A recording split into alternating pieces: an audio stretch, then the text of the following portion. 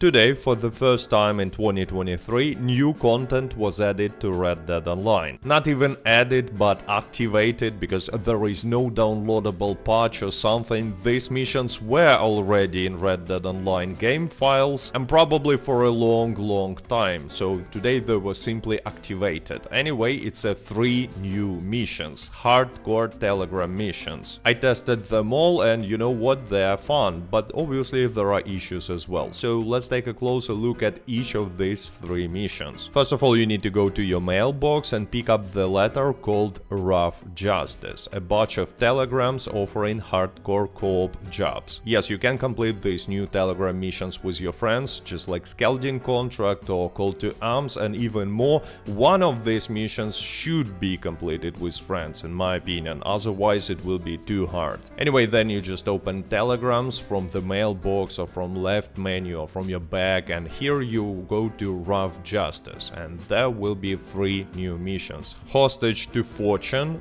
The Bell Tolls, and Trial and Tribulation. I'm not quite sure if there is a matchmaking like for Call to Arms or for Scalding Contract, but if there is a matchmaking, it's probably not working, so if you start in this mission solo, you most likely will be completing it solo. For example, I was playing all 3 missions solo. So Hostage to Justice, here you need to go to Valentine and save hostages. I guess it should be completed in stealth, but I just decided to kill everyone, which might not be the smartest choice for 2 reasons. First of all, some hostages will be killed before you will even find them, and apparently it affects the payout. Not amount of gold that you will receive, but amount of money and experience. On the other hand, payout is not impressive, so who cares? Anyway, second reason is that it's a hardcore telegram mission. So what it means? It means that you don't have auto aim, which will be pretty important if you're playing on a console, and also enemies are pretty tough and you don't see them on minimap, so completing it in stealth should be much easier. In any way, mission itself is pretty fun. You just run around, kill anyone you see, and occasionally set some hostages free. What's interesting is that you can and should get inside of Valentine's bank, which usually is closed in Red Dead Online. And yeah, remember how about a month ago banks suddenly opened their doors on PC, so now we see why. Obviously it was a bug when they tested opening some closed doors. Also, when saving one of the hostages, you will have to find the keys from a prison cell. But except from that, it's a pretty standard mission, and you've seen that a lot in Red Dead Online. And payout is also pretty standard and not impressive at all. For saving 7 hostages in around 15 minutes, I received like $25. Gold is the same, just like in any other activity in Red Dead Online. I guess if I will complete it in stealth and will save all 10 hostages, payout will be bigger, but I don't expect to see some,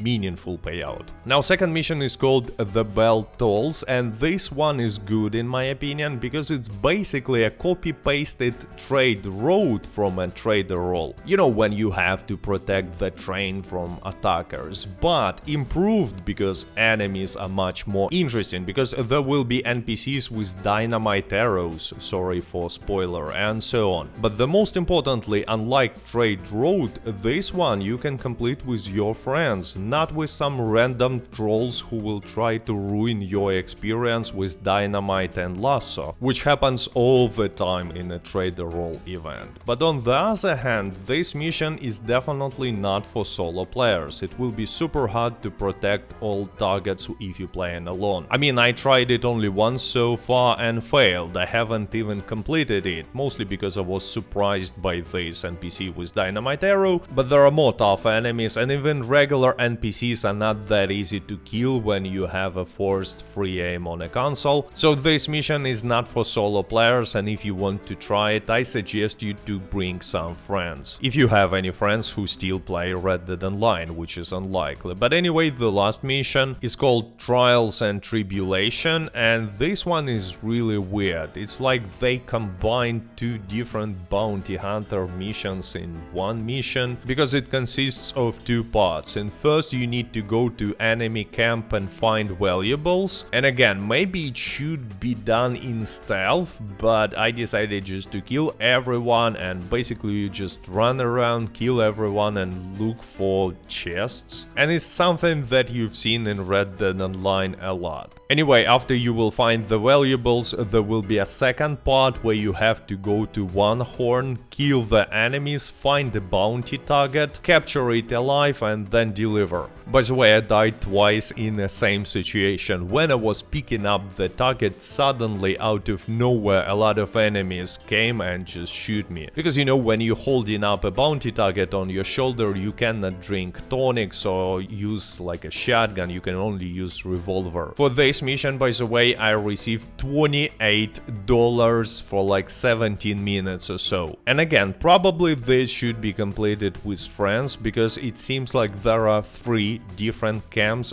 that should be cleared at the same time to collect maximum amount of valuables, but I was completing it solo and received just a pathetic payout. Of course, it was only standard difficulty and there are 3 difficulty levels, but still payout is just not impressive. And it leads us to the problems with these new Telegram missions. I'm not quite sure who are they made for. I mean, they are definitely not for beginners, because hardcore missions are just really hard for beginners, you know, there is no auto aim, enemies are pretty tough, you don't see them on minimap, payout is pathetic, so beginners have zero interest in wasting their time on these missions. And even more, most beginners don't yet have friends in Red Dead Online, so they will be forced to play these missions solo, and solo this mission is just impossible for a beginner. So maybe these missions are for high level players who are looking for some challenge and don't really care about money, and at the same time have some friends, because as I've mentioned before, these missions are not for solo players. But not too many such players still play Red Dead Online, and the most importantly, such players who are high level and have some posse to play with,